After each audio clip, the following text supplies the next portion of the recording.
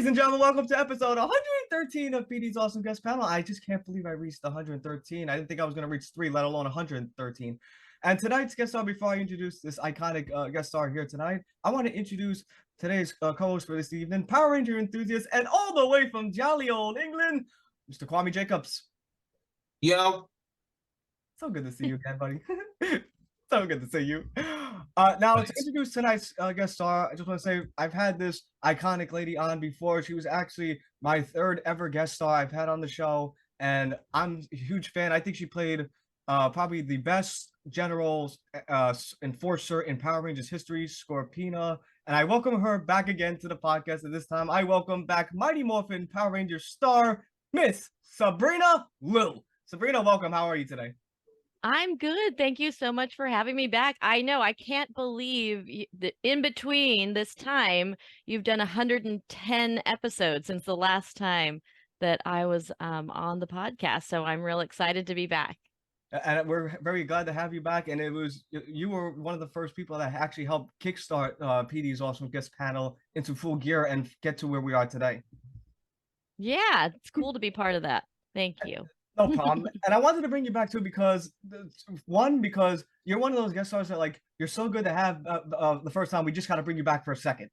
And the other reason too, I wanted to bring you on because there was questions that I wasn't really more like experienced at that time because I was just starting out that I didn't get to ask, but I want to ask on this particular episode.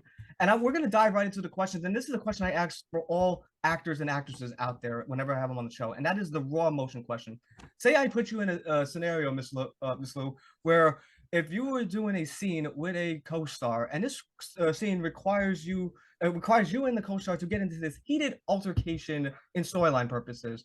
And then this co-star goes up to you and says, for instance, if you and I were doing a scene together, and I go up to you and say, Miss Liu, and I would say Miss Liu because I have so much respect for you in the whole wide world, I would say, Miss Liu, this scene requires us to do a scene in which we have to get into this heated argument. I had an idea to, really vamp up the scene. Like, I had a suggestion where, like, I want you to land bash me and lay into me so hard that you can actually make me cry in frustration. That way, it's not only, believable to the audience at home, but that way we tell a good story. If you were approached with this type of method, how would you react to it, and what would you tell that said co-star? I would say as long as we are being true to our characters and this is what the director and the writers want, let's go for it. I mean, I think that one of the things with acting is absolutely getting to that, finding those moments of truth. And I think that that really makes a big difference to the audience, to feel like we're coming from a place of authenticity. And then also just to, remind everybody that we are part of a scene and we're acting. So when the director says cut, we can like go back to like sitting down and going over and having a cup of coffee or something so that we can kind of come in and out of those characters.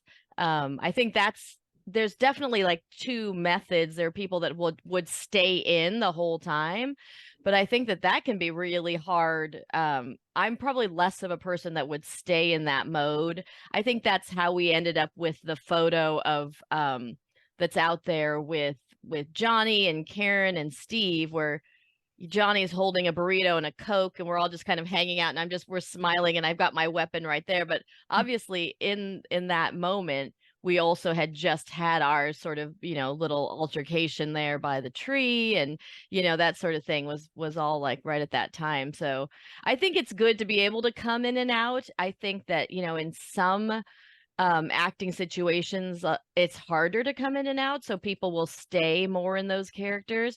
But personally, I think I'd say, yeah, if it's part of the scene and it's what everyone's going for, let's try to bring all the emotion we possibly can, because I think the more real that you can make it for the audience, the more the better it is for them too, if they're seeing the whole story. But then just reminding, I think fellow actors that it's okay if we all head over and get like when we all get a donut after or something. So Absolutely, like blur the lines between fiction and nonfiction, right? Yes. Yeah, because like using like real, like in this case using real tears of like there's an argument, real tears, fake reasoning, right? Right. So definitely, I think if you're in the moment with the character and you actually, those tears might be completely connected to what that character's going through. But you're right, you could be relating it to something, you know, that went on in your life, or that you're imagining, wow, what if I was in this position? What if somebody was yelling at me this way about something, and how would I feel? And I think that that's probably what makes scenes, you know, it's just finding that truth and relating it to your own life, but also just putting yourself in that position. I think that's you know, and obviously with Power Rangers, a lot of stuff is kind of a heightened reality, and we're doing things, you know, in like you know, what shows as like a 30-minute show sometimes might have 20 minutes of actual footage, or you know, that kind of thing. So you're doing things kind of in a compact way. And so you know, the reality is a little bit heightened there, but I still think it's, you know, it's fun to kind of get into that.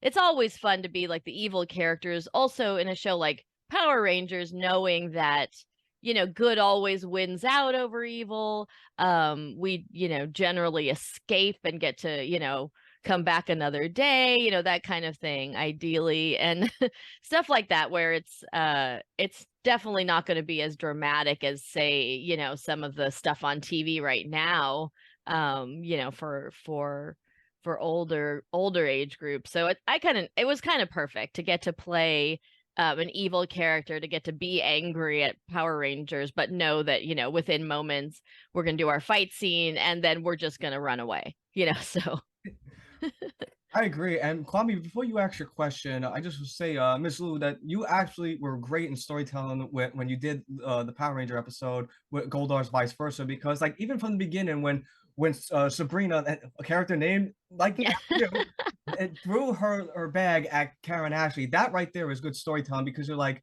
wait a minute, normally good guys don't do this. So it makes the audience really think like, wait a minute, what's her real intentions? Like, what is she up to?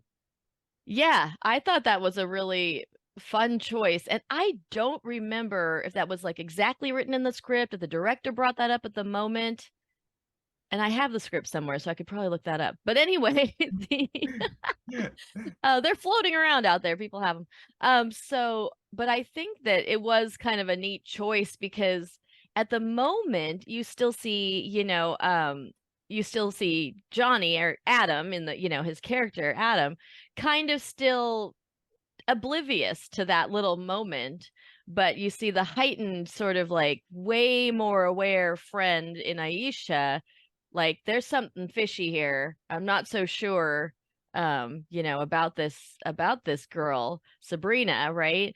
And it was just so funny that you know, we got to have that little exchange with sort of completely oblivious Adam, like, you know, it's okay, just give her a chance, you know, kind of thing and stuff. So but yeah, that it actually did, that moment really does kind of foreshadow that maybe she's not like this nice new girl, you know, kind of thing. Yeah, I agree. And Kwame, your next question? Are there any methods, preparations you do before a role? I would say definitely, you know, as reading through the whole thing to see the whole sort of storyline, so that we know for sure. So coming from doing theater first, where you do everything in order every time you do like a performance, it's a little bit different with TV or film, because depending on where you are, where the setting is, you might do everything in that setting at one time. So whether it's in order or not. And it's almost more difficult, but it's the same kind of process. You're still going to, or at least in my experience, you're going to go from beginning Uh, to end. Oh, sorry. oh no, go ahead, go ahead. Oh, Keep talking. Keep talking. oh, sure. Yeah. And if you hear any, like, hopefully they'll be quiet, but my two dogs are sitting here. So, Don't um, worry. anyway, that going through the process from beginning to end and seeing where they would be at this moment. Like, I always think that's really neat to see in movies, like a long movie where, you know, they shot all of the stuff, let's say in the spaceship at once, you know, or in that order, and then went and did some of the plot that might have been an exterior shot, or, you know, other things going on. And I think that the neat thing about TV and film acting is being able to like pull yourself in and out of the story at that moment, the plot line and all of those things. I mean, fortunately, Sabrina is pretty much always playing, you know, really sweet high school student with Adam, and kind of like, okay, Aisha kind of can see through me, so I'm going to just avoid her a little bit. And then I'm not so excited that he brings her along on the walk, and, you know, that kind of thing. It's kind of interesting because I think that at the moment she realizes, you know, Scorpina realizes the jig could be up because Aisha could figure this all out. Luckily, it turns out she just doesn't like Sabrina, right? She doesn't actually suspect that, wait, this could be one of our, you know, evil arch nemesis people like coming at us here. You know, so that was kind of good. At least she just, so you would think, like, as a character, Sabrina could have been a little nicer to Aisha to really kind of fool them in and that kind of thing. But I think she was more thinking, I'm going to be more likely to get one Power Ranger at a time. I feel like that was part of it, that having two here puts me at a disadvantage. But of course, she still manages. I mean, obviously, it only kind of all went haywire when everyone figured out, wait, you know, there's no new student, Sabrina, you know, that kind of thing. So I think it's actually you know, it's actually Amy Jo's character, Kimberly, that kind of gets real suspicious. Hold on, wait a second, you know, puts it all together that this isn't just a new student who clashed with Aisha. This is somebody we need to be concerned about more from a alien standpoint. Oh, okay. All And right. Kwame, you had a follow-up, right? Let me see. Hang on. Yeah, that's right. Yeah, that's right. Were you like originally, were you a fan of the Power Ranger series prior to getting your role as Scorpina? Oh, that's a really good question. So at the time, I knew of the Power Rangers because it was huge, right? Like, I don't think anyone foresaw how huge it was going to be in that first season or so. So I definitely heard of the Power Rangers, but being kind of just busy, you know, young actress, and I hadn't actually sat down and watched any. I didn't have young children at the time, so I wasn't sort of, you know, as knowledgeable about it. But then after I got the audition, I looked into it, tried to watch and see, you know, oh, okay, I get it. I get what this is a little bit more. And but I would say when I got the audition, I had not watched a single episode. But then once I got the audition and then got the part, then I started to try to figure out, you know, who everybody was, get a little bit more of a sense of that. So then I watched some of the episodes at that point. Very cool. I did not know when I first got the audition. I mean, I knew of them, but I had not watched a single episode at that point. I was gonna ask you too, Miss Lou. Like, did you ever like you watched the your Sentai counterpart, Amy Kawai's version of Scorpina? And if so, what was your opinion on that? Oh, I think she's fantastic. I mean, she did an incredible job. And I think one of the besides the footage that got used in season 1, there was actually like more, obviously, of her. And the neat thing is, you know, it's an incredible fan base. Obviously, you guys are part of it, and that people would send me clips of her, you know, and I was like, oh my gosh, she got to do so much cool stuff. So beyond what was shown, there's all this other footage and like whole episodes that she's part of, you know, and then obviously the plot that goes on for her with her and Goldar having a baby. So I have a feeling they were sort of set older, you know, they weren't necessarily like even though we're aliens, I think by bringing me in for this one thing, it makes it seem like more like, okay, Scorpina's like a high school kid like these guys are, right? So then it doesn't really make sense to go through, or, you know, and do the whole like having a baby with Goldar thing. So I kind of get why they didn't keep going on the same sort of plot direction that she was going on. Although unfortunate that I didn't get to come back and do, you know, more of the character, but you know, so grateful to have gotten to do the one episode, and that, you know, that the fans really liked that episode. And since it was one of the last times, I think it's the last time you see Scorpina on screen in the American series, it's cool to be a part of that for sure, especially here in the 30th year of the whole thing, which is just mind-blowing, right? Yeah. I've already finished Cosmic Fury, and I'm pretty sad it's over. Oh, yeah. No, what was kind of fun, I mean, what's always fun, and Petey, you'll get to experience this too, is how many seasons come together at Power Morphicon. So all these other conventions definitely get like a ton, but I feel like Power Morphicon gets the most, maybe because a lot of us live in Southern California still, so it's kind of easier to get us. Although these days everyone's kind of all moved around, but I feel like we got to not only have the Cosmic Fury, some of them, right? Most of them, I think. And then also, you know, the Young Rangers. I totally forgot what it's called, but Alien Rangers? Yeah, Alien Rangers. Oh, and so a bunch of them, they've, you know, Brandon located, or I think as a group, they found so many of the people that played the with the Young Rangers, with the Alien Rangers, and then they did a version of the young version of the current series. Did you see that on YouTube? Oh, What you wow. mean? What you mean, Mighty Morphin Alien Rangers? No, this is like kind of almost a separate like YouTube series, but they brought them to Power Morphicon too. And then in the world of Small Worlds, my husband's a gymnastics coach, and one of his gymnasts was playing the Red Ranger of that version. So I'll try to find you guys the link and stuff. And then they brought them and they put them at the booth right next to mine. And so it was just so funny because the parents were like, "Oh, there's Sam's wife," you know. So it was like it was just fun to be like right next to them, and then also get to watch. So they were playing some of their episodes on the TV screen they had rolled in.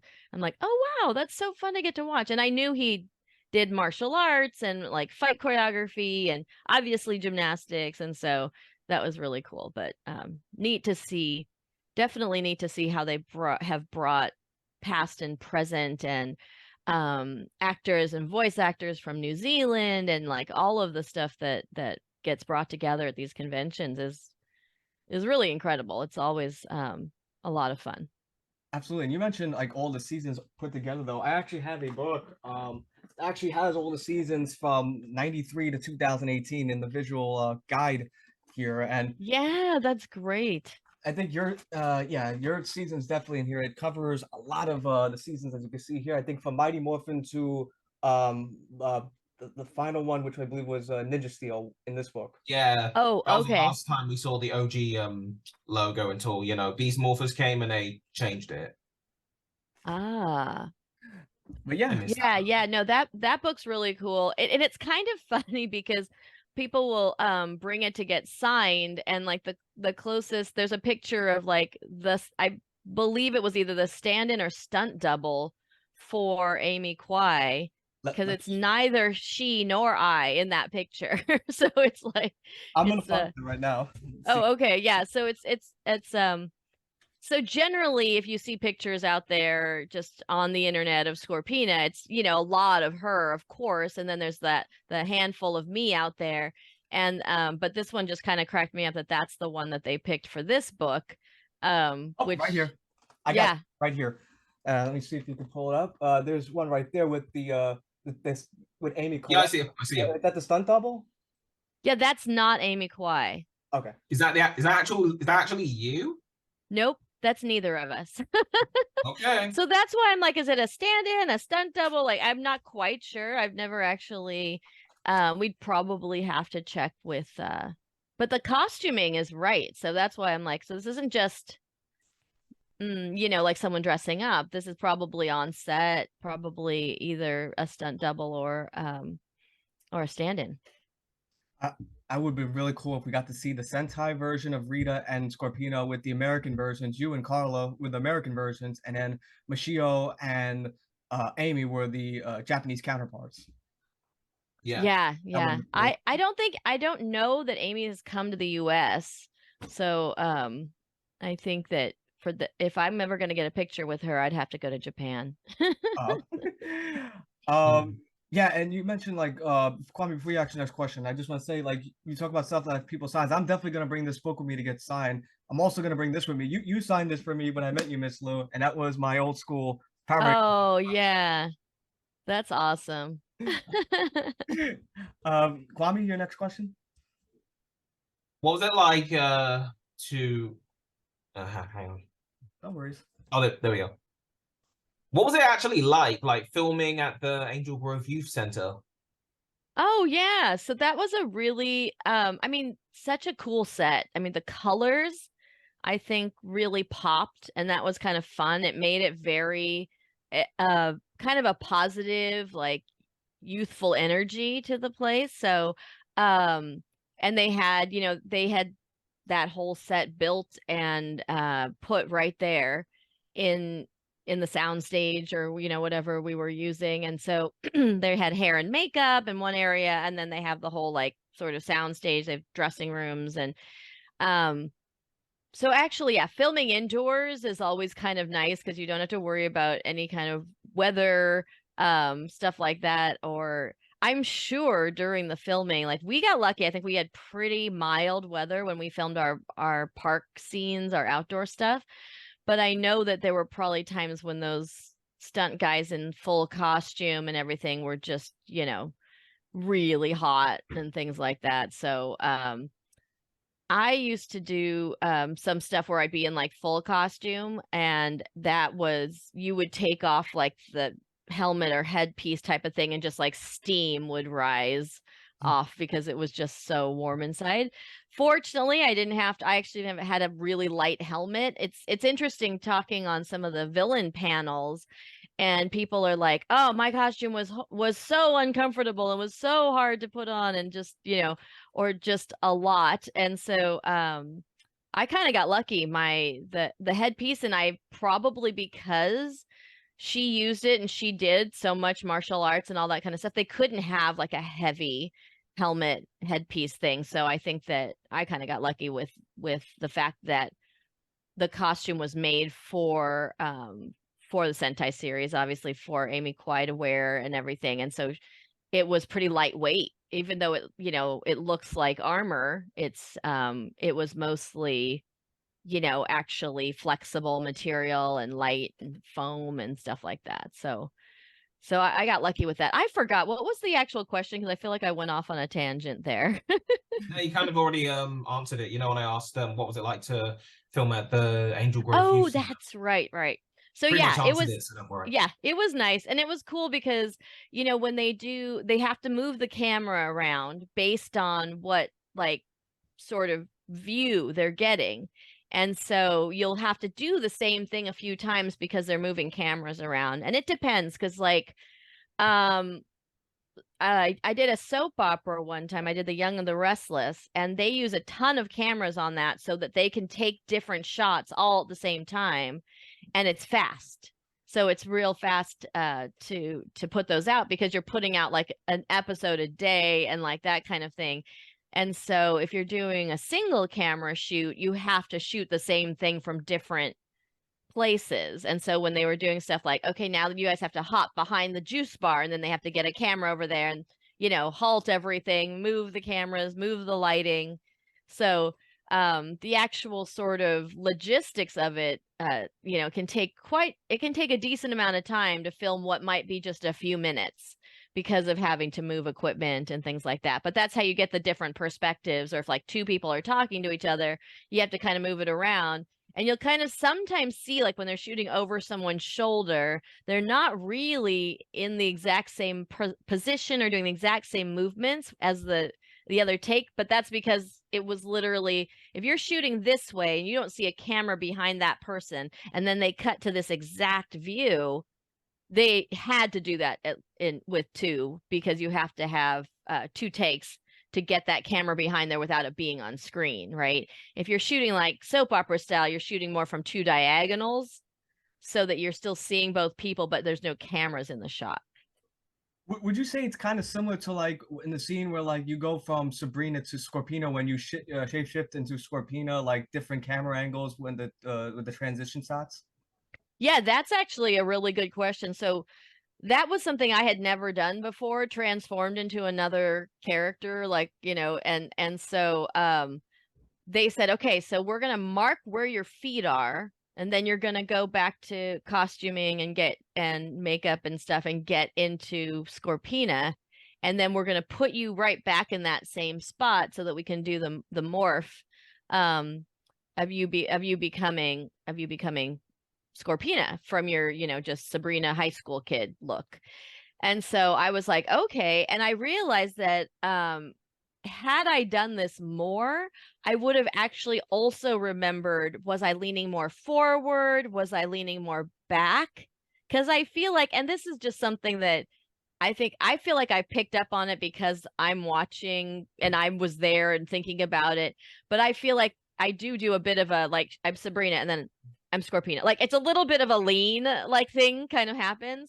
But of course, like, as you're transforming, you could just kind of shift your weight. But I thought, oh, if I had thought about that, I would have been like, wait, I'm resting more on my back leg, or you know what I mean? Like, it was that kind of not really knowing how that would go. But yeah, they mark your feet on the ground so that when you go and you come back, and then everyone that's staying in the same clothes just gets to kind of take a little break and, go have like a burrito and a Coke or whatever. Then the people that are changing, changing into whatever character, get to go back. And then, because they put on, like, it's definitely more extreme makeup for Scorpina than like high school Sabrina. So like darker lipstick, darker eyebrows, like it's just a different look.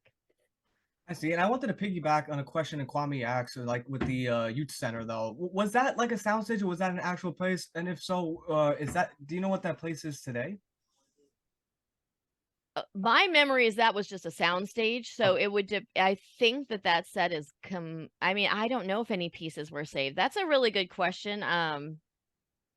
But I'm guessing something else is shooting there, so they have probably. I mean, the pieces might be somewhere, but usually a lot of the stuff will get like repurposed or used for something else.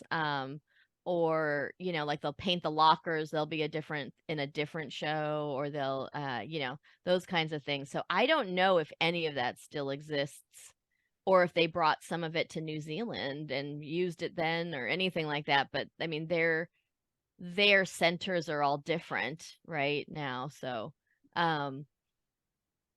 oh, but wait, what was recently? Anyway, I can't remember, but I don't know actually is the short answer is I have no idea, but it was a soundstage when I was there, but that who knows if anything changed, but yeah. So there was no ceilings, that kind of thing. Oh, okay. Okay. And I wanted to ask too, like, are there any fun, silly behind the scenes stories you could share while shooting Goldar's vice versa? I mean, I think that it was all fun. It was all great being on there. And then it was kind of funny because I had been more of like a dancer that had taken some martial arts, but not a martial artist per se. And so it was really nice because like Steve and Johnny kind of helped because they were like, oh, and then you'll start off doing a kata. And I'm like, okay, and like wasn't really sure how to like put that together.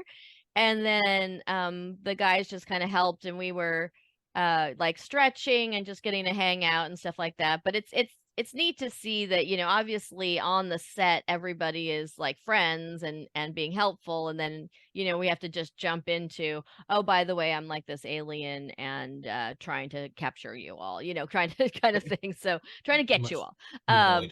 Yeah. Humanoid scorpion. Yeah, humanoid exactly. scorpion. Right, yeah. And I'm a scorpion, and when I morph, I become a really horrible looking scorpion creature, a giant, yeah.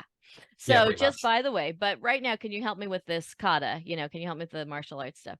So that was fun. One of my favorite ones, and I know I've told this one before, was that I didn't realize that one of the big things, like especially in karate, and I realized this more when my kids were taking karate, which was many years later, but basically that when you're punching or kicking, you're often trying to get, you're doing it in a fight way. You're trying to get more power out of it. So it's very common to actually vocalize and make like, huh, like make like big sounds and things, right? So as a dancer, though, you never are in that position where you're trying to look like you're like expressing any energy or expending any energy is a better word, expending any energy doing it. So I'm just kind of like have this little smile on my face and I'm doing my whole kata and everything, but my mouth is not open. And so then when we went to do the voiceover for the scene, the voiceover director was like, okay, now you can add your karate sounds. And I'm like, I'm sorry, what? And they're like, add your karate sound, add your like kia, ha, ha, all these things. And I'm like, but I never had my mouth open. Like, how do I add these sounds? And so then they're like, okay, good point. When you're facing the back, when you're facing away from the camera, then you can do like open mouth sounds because we can't see your mouth. When you come back to the camera, then just do sounds you can do with your mouth closed. So this was the workaround, so we could still get these sounds in. So basically, when I'm facing away from the camera, you hear the big kia, all the huge big open mouth sounds. Then as soon as I turn around, I'm like, like it just sounds you could make with your mouth closed that still like slightly resemble like sounds you'd make in karate or something. So that was kind of a funny moment. Like no one on the set at the time said, oh, don't forget you're supposed to be making these sounds and you're gonna have to voice over and put those in later, that sort of thing. Like nobody brought it up, probably because they were filming Fast and Furious at that time, like a lot of episodes. I think it only took like a week to shoot the whole thing. So that's pretty fast because you have lots of scenes. It was also the scene with the female versions of Bulk and Skull. It was the same episode. So it's like that's kind of classic. And I've always wondered if they've ever tried to track them down to come to Morphicon because I just think that'd be fun. But to my knowledge, I've never seen them at a con or anything. But female versions of them? Yeah, they were in that episode, Goldar's vice versa. Because it was this dance where the girls have to ask the boys. So Bulk and Skull spend most of that episode trying to avoid them because they're sure they're going to ask them to the dance and they don't want to go with them, even though they're obviously perfect for them. They basically cast that based on the female versions of Bulk and Skull. And then they keep sending notes to them and they think it's about someone's got a secret. Someone knows something about the Power Rangers. And so they think that's who is trying to meet them at the, at the youth center and all this stuff. It was just, it's a fun part of the, I think it's kind of a cute, like, plot in there too, but that's all part of the same episode. And you also, I'm sorry, sorry, Peter. No, go ahead, Kwam. I was gonna make it quick. All I was gonna say was I don't think I've ever seen that episode. Oh, okay. So go watch it. No kidding.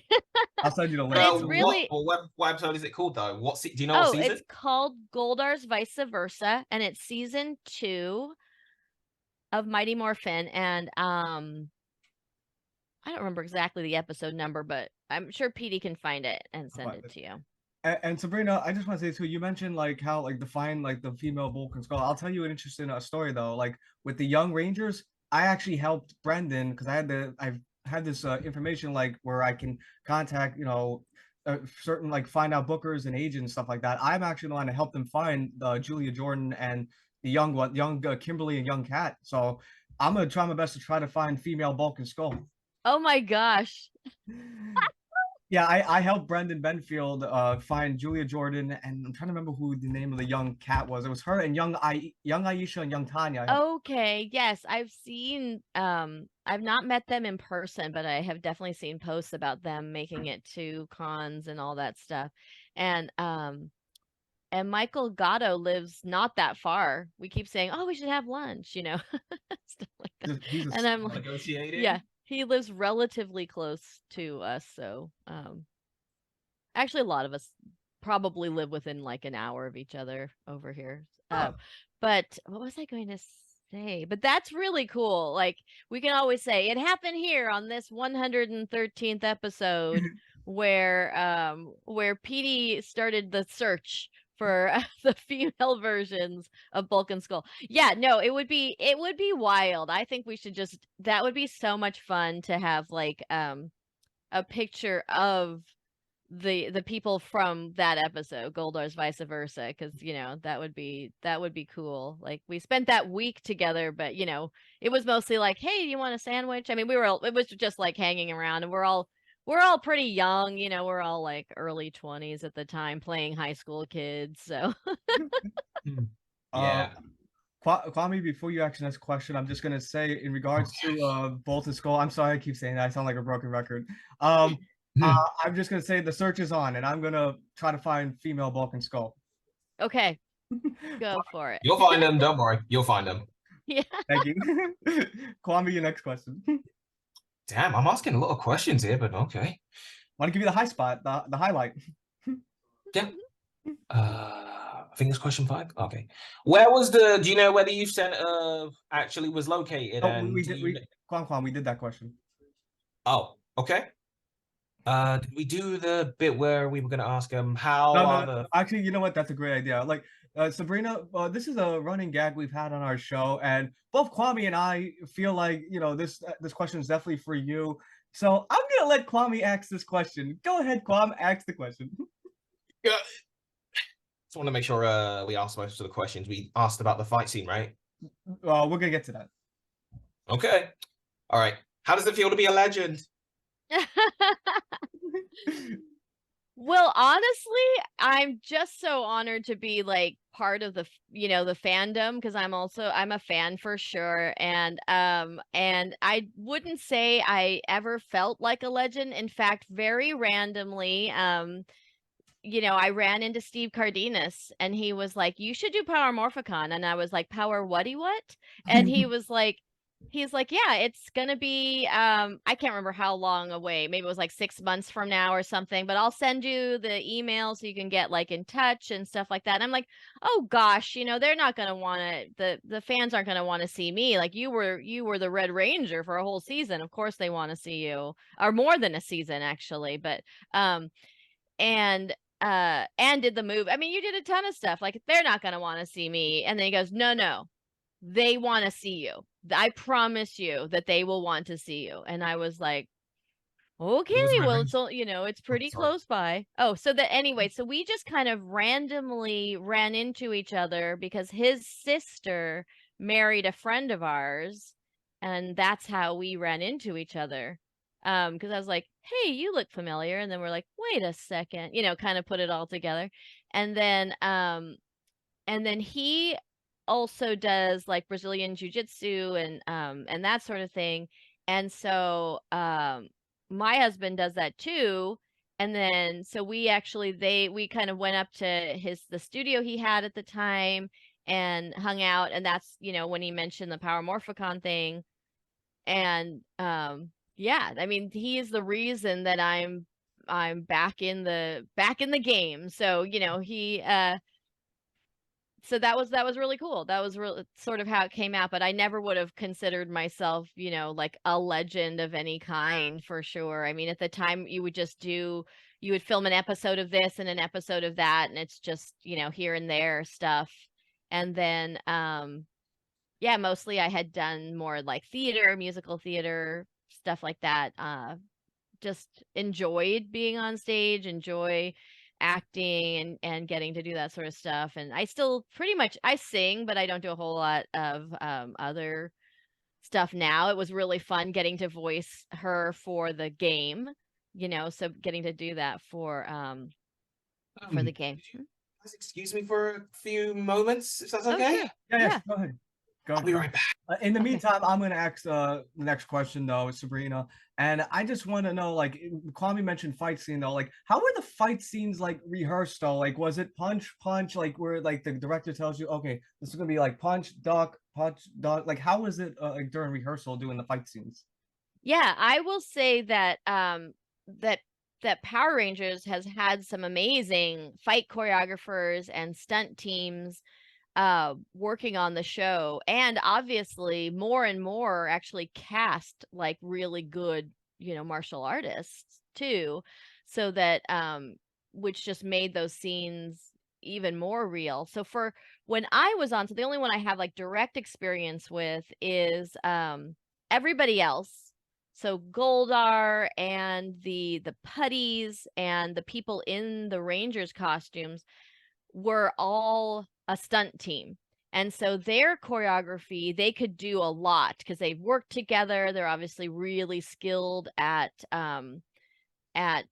stage combat, or not it really the choreography, the fight choreography and the stuff they were doing was amazing. So for me, kind of coming in for that week, I think mostly they were like, okay, so her face is showing we actually have to use her for these fights. Versus if you were a monster or something, you could be a stunt person in the costume. You didn't have to, be the actual actor or whatever who was playing that part, like if there was another sort of transformation kind of thing. But since my face was showing, they were like, okay, well, we don't want you to get hurt. So they kept it real simple for me, to be honest. They were like, okay, here's what's going to happen. They're going to do fight, this. Then you're just going to kind of hop around on the perimeter, on the outside, and just every once in a while when it seems pretty safe or whatever, just kind of throw your boomerang type sword thing in there and like get into it.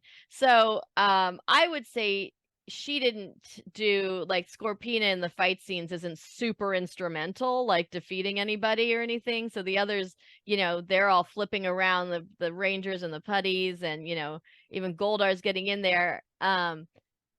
But yeah, so they did incredible fight choreography. I didn't do too much. I kind of just hopped around on the outside. And then when they did have the White Ranger came in and did like that double kick thing and he basically kicks both Goldar and I, like he jumps up and kicks both legs out and we fall back. That was probably my biggest stunt moment of the whole thing, because that was me. And but they basically put like a mattress behind us that you couldn't see on camera, and they just told us, they're like, jump up, then just fall back and kind of like hold on to yourself so you don't just like flail around. And that was that stunt. So that's how we did that one. So that was basically like, obviously he didn't really kick us, but we were they framed it so that it looks like he kicks us. Then on that same moment, we both fly back onto the mattresses. So that's pretty much, how they did that. But the rest of it is almost, like they call it fight choreography because it is like a dance. They put it together, you're going to be here, you're going to be here, but you're absolutely right. It's like, you're going to punch here and you're going to duck this way, or you're going to do this. Because if they don't, there's too much of a chance of someone getting hurt, Would you say it's kind of like West Side Story type fighting, or no? Well, not quite that dancey, because that's super they did serious dance in their fighting, like even those were like super trained like ballet dancers that were doing the fights and things like that. But absolutely anything, especially with weapons, since they had knives, you have to be really careful, even if it's like a fake everything. But I think that all of that stuff in TV and films is, I mean, there are just entire people that their job is fight choreographer, so they do that. Oh, okay. Kwame, your next question? And we just covered the fight question, so next question? You got it. Fight question. Wait, is it the Sentai one? Isn't that your question? The one with Amy Kawhi, we did that one. Okay, so mixed up here. What about the one that Kwame, the one that has the word impact in it? Impact. I'm trying to find it because I'm trying to find the I questions carefully. oh wait a minute, no, your question that you always ask all the stars, the lessons. All right. Yeah, we pretty much covered most of them, didn't we? Yeah, we did. Okay. Yeah. Well, normally what I always ask, what are there any lessons that you taught yourself in your experience during the scene in Power Rangers as Scorpina? Like, is there any lessons you left behind? Oh, very interesting. So I would say that as a character, I hope that, she kind of learned that you should be honest and that sort of thing. But because she's a villain, she probably did not learn that lesson at all. But as an actress, I'd say, just the good thing is that when you continually always treat people with respect and enjoy what you're doing but never at the expense of others, that then these random you know kind of things circle back, and all of a sudden you realize there's this huge fandom that you can go and see them at conventions and that sort of thing. And if it wasn't for Power Morphicon and getting connected with the fandom, then I wouldn't have been asked to voice the game. I doubt anyone would have known how to get a hold of me, let alone, you know what I mean? Yeah. So it's all these Yeah. connections that just kind of um, put you back in the circle to get to do stuff that you enjoy.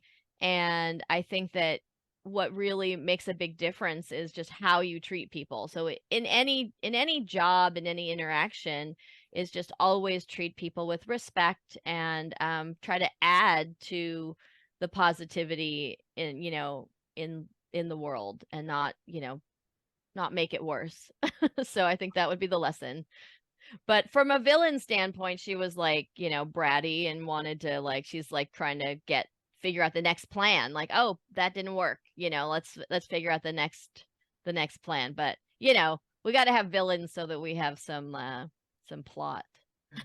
You are so right, 100% right, because there's the old saying, without evil there could be no good, so it must be good to be evil sometimes. Yeah, yeah. I did want to ask too, like related to that question too. What do you think of the impact, Miss Lou, that Mighty Morphin Power Rangers has caused on younger generations of fans 30 years after its initial release? Yeah, that's really interesting. I feel like, especially compared to some of the stuff out there, it has such a positive, like, it's meant to be, getting to see young people fighting for good, right? And to set that as an example, because there are a lot of things out there that are like way more violent and might have more like negative things to them. And I feel like the Power Rangers has tried to be fun and entertaining and all of that, but still to have more of a positive message and less of a like some of the video games are kind of too violent, and like the imagery is not like the most positive and stuff like that. I feel like Power Rangers has tried to keep it like, yeah, martial arts is cool, and especially if you can defend, defend good, then it's a better way than just, a lot of more violent things that could be out there. So I don't have anyone young enough that's watching, so I'm probably the one in the family that watches more than anybody else. But that's so that, yeah, that's a really good question. So I just feel like in general, Power Rangers has tried to, I mean, it's one of those things where you got to kind of like stay a little bit updated since it's been 30 years, and the technology and what you can do on TV is a lot different, and the effects and everything like that. So kind of like stay up a little bit with the times, but hold on to that what made it so appealing in the first place, which is just the positive message and sort of the simplicity of it. Amen. And we just have a couple more questions before we wrap up here. And this one I asked to all guest stars, and that is, whenever I'm not on a almost military-like diet, there's times where I would seriously fast until dinner time. I wouldn't eat anything till dinner time. But there's some cases where I'm an absolute foodie. And I know Power Rangers is a big production set, so I was just curious to know what the catering seat was like during your time on Mighty Morphin Power Rangers, and what was your favorite meal in catering? Oh my gosh. I have so little memory of the food. I mean, maybe it was because of like, the costumes and stuff, but I don't even remember what I ate on the set. Oh, And I must have eaten because it was a week, so I must have eaten. But from the photos, we know that there was at least that burrito that Johnny had. So unless he brought that himself, that would have been from there. Um, I feel like there were bagels and cream cheese. I don't know why. What I remember most is shooting earlier in the day, so maybe I was always kind of in the earlier set. oh. So, yeah, that's a really good question. I would say my favorite thing, because it's one of the only things I can remember, would probably be like bagels. I think that's a really good thing for catering. I'm sure they had I'm trying to remember what we had when we were inside the soundstage versus out, at the park and stuff like that. But most of the time, so I'm kind of it's weird how all of that, they call it craft services, and it's basically like there'll be a table out there and there's people in charge of keeping things, keeping it replenished and keeping everything fresh and bringing out new stuff. And I would say it was all done, really well. I don't remember anyone ever being like, "Oh, I wish I had this. I wish I had that." I think people generally had what they wanted, but then I don't know, everyone I'm sure had a different experience with it. So I'm going with bagels and cream cheese. So Oh, okay. And this next question is going to segue into Kwame's next question. But aside from doing Power Rangers, you were also on Family Matters, and mhm. this is going to lead to Kwame's next two questions. So go ahead, Kwame. Wait. Okay. Said Family Matters, didn't you? Yeah. I mean, oh God. Wait. Memories working on Family Matters and Jaleel White, aka Steve Urkel. Urkel. Did I say the name right? Yep. Urkel. Mhm. Urkel. Yeah, Jaleel White. Yeah, he's like an incredible actor, honestly, because he really was not, I mean, it's probably somewhere between his like Stefan character and his Steve character. As an actual, but he grew up on that show, so he changed a lot just from the age and the time. And so just getting to step in for that one episode, it was really fun. I mean, he was basically able to read our minds.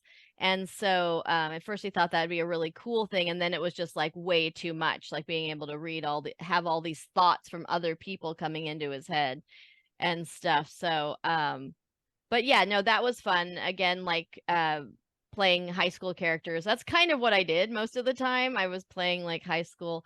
Um and I think there's just a lot of shows, that had like high school age characters, and it's a lot easier to hire people that are over 18 to play those parts. So but it was super fun, and we got to do the same thing. We got to voice over. So you had to know what your voiceover, your thought was while you're doing the acting, because you have to be able to act without saying those words and then have that thought happen. So that was a fun experience for sure, being part of that show, and just getting to kind of like make really extreme faces and stuff to like act out what your thought was. Very cool. And you had a Yeah. follow up with that question too, Kwam. Okay. Yeah, the Family Matters one, like you said. I mean, I've already said the one. How does it feel to be a legend? That one's already done. Well, it was kind of the question. Do you want me to ask it or no? Or were you able to find it? Hang on. Oh, okay, I got it. Yeah. Okay. Is there any do you have any memories of any like any funny behind the scenes stories you can share during your experience while working on Family Matters? Yeah, that was it. That was it. You know, it I think it was just fun being with, like, because it was the whole group of us were on as kind of guest stars on that, or just everyone that was having their minds read. And it was funny because it was like, okay, you're playing the jock who doesn't know the answer, you're playing, they kind of had like, at the time, especially in this in the 80s. It was pretty stereotypical. So I was supposed to be like the smartest one, that kind of thing and stuff like that. But it was good because they sort of played slightly different things. But it was fun, being with everyone backstage and knowing that like, we were all generally playing characters that were either mostly different from the ones we were playing in the show. And just I feel like one of the fun things about being part of any sort of TV production or something like that is just getting to meet the people and just hang out, like, meet their actual selves and then get to go out and play, the characters and stuff like that. So I don't have any specific like fun anecdote on that one. It was just a nice experience to get to be with everybody, and then just to get to see the footage now. And Family Matters is one of those things that's still playing like in Europe and in different, it just pops up. It just keeps popping up. Well, Miss Lou, before we ask our final questions and wrap up here, I just want to say, you know what, like having you like back on the show, having a Fox Kids legend, a Mighty Morphin Power Rangers legend, and incredible talent like Sabrina Lou on the show, and making this happen again. And to quote Urkel, I sometimes think to myself, did I do that? But yeah, we're gonna get to our like final questions here too, and here's my final question for you, and then we're gonna get to Kwame's, and that is, what's next for Sabrina Lou? And you've been on this show before, so you're familiar with this. My show is an open forum. You can talk, say whatever you want. I am passing the proverbial microphone on to you. The floor is yours, Miss Lou. Oh yeah, you know what, to be honest, my biggest passion right now, I am an assistive technology and literacy specialist. So my biggest passion is, just helping people find ways if they need like alternative or adaptive things to help with learning just basic reading and writing skills. And so there are, a lot of students that just need a couple little things that will help make a big difference. And so that's probably a lot of what I spend my time thinking about and doing these days. I still enjoy, getting to spend time reminiscing about the Power Rangers and talking to the fans. And I am planning to be at Power Morphicon next year, so I'll see everybody there. And so, yeah, I would say for sure. I mean, as time goes by, you change your shift and your priorities and things like that. And it's all, but yeah, that's where I am right now. I'm, really focused in on, sort of finding inclusive education opportunities and increasing literacy access for all students. Bless you so much, Miss Lou. Kwame, your final comments and/or question? Yeah, I think this is going to be probably a bit of a running gag, and I think it will kind of look good for our show anyway. I always ask this on our guests, like we ask them questions. I think it's your turn. Like, is there any questions you want to ask us? Ah, that's a good question. Are there any questions I want to ask you? How about, what was your favorite season and your favorite Power Ranger and your favorite villain? All right, Ben. All right, let's see. You go first. As much as I love Mighty Morphin, I mean, I did grow up with Power Rangers Dino Thunder as a kid when I was 4 years old. That was when I first got into Power Rangers and I saw Tommy for the first time. Until years went by, I wanted to learn more of Power Rangers. I went forward for a bit, and then I went backwards to see how it really happened. I'd say Dino Thunder is my childhood favorite. I do love Time Force because it came out on the year I was born, 2001. And there's just so many Power Ranger series I love so much. It's because, one, their theme songs are just so catchy and they're just so much fun to listen to, because it kind of feels like you're in it. And, because it's like you said, you can relate to a lot of Rangers and what they've been through. I mean, there is one specific Ranger I kind of relate to a lot, and my friends say I look a lot like him. He's my hero. Peter knows what I'm talking about. Yes, I do. Jack Landers from SPD. He's the Red Ranger. All my friends said I look exactly like him. It's because my hair. He's got dreads like me, and my friends say my friends do tell me I act like him, which I'm totally fine with, and it's kind of funny. And even my girlfriend says I look a lot like Jack. Well, I'm like, yeah, I'm Jack with longer hair. Um, Oh, that's awesome. Yeah. And one more comment, because there is a couple of things I do love about Power Rangers, and there is one thing I really want to get. It's Mighty Morphin Power Rangers Morpher. Well, I'm still saving up to get one. It's going to be one of my most prized possessions because I've always wanted that Morpher. Oh, awesome. Offer. Yeah. As a longtime fan of the Power Rangers series, for me, my favorite season is I have equal love for 3 seasons. Mighty Morphin is one of them because that was my first season growing up. I still remember being that 4-year-old boy watching Power Rangers, and that Ninja Storm, and I'll tell you why with Ninja Storm soon. And I'm gonna say, like Kwame said, Time Force. Yeah. But Yeah. the favorite Ranger, you're gonna ask me, I guess I would tell you it's a tie between Andros, Christopher Kamen Lee, and Justin Nimmo, who played the Silver Ranger. Zane. Okay, yes. Yeah, And- we did get them in our Great. show. And when I'm going to split this up in categories because there's villains and then there's generals. My favorite general of all time, my favorite enforcer will always be Scorpina. There is nobody changing that. Yep. Yay. You are my Sabrina, you are my favorite general ever. I think Scorpina, and I'm not even like this is not my opinion. This is actually what I read online. They said that Scorpina is the most ruthless, most aggressive enforcer in Power Rangers history, and I agree with that. Yay. So do I. That's no, You don't want to mess with Scorpina unless you want to get stung. That's yeah, right. absolutely. And Kwame, you mentioned idols and heroes. Like one of mine growing up, Yeah. of course, as a little boy, my childhood, like TV idol would have to be Cat Brown, Katrina Brown, who played Capri on Power Rangers Ninja Storm, and that's why I hold a special place. And I'm very good friends with Cat Brown too.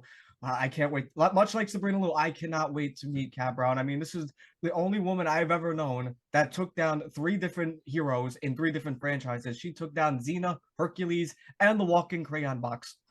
Oh, wow. That is impressive. That's Impressive. I just Well, want to. gosh, you guys, thank you guys so much. I do have to run because I have to go. I'm actually singing and I have to be at the church. I'm supposed to be there in like 15 minutes. So I just want to say go. one last We thing. don't we don't I we don't just- want you to be late. No, I just want to say one last thing before we clear. I'll be really quick about this. Sabrina, it's unfortunate that you don't have those same powers as Scorpina does, but you have this incredible gift where you can turn a 30-something-year-old fan, bring him way down here, make him feel like that little kid again watching Scorpina and watching Power Rangers. You have that incredible gift, and God bless you for that.